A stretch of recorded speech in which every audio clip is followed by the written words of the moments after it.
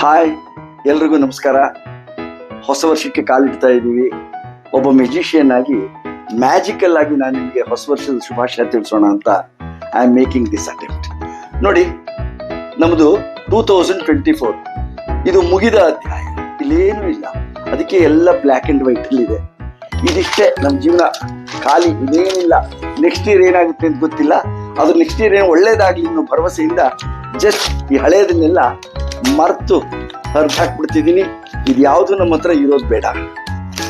ನೋಡಿ, I take all the slips and just I will rotate like this. I will try.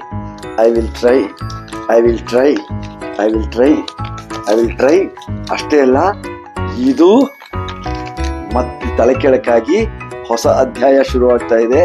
This is ಹೊಸ ವರುಷ. ಎಲ್ಲ colourful ಆಗಿದೆ. So you can see this is the beauty of new year.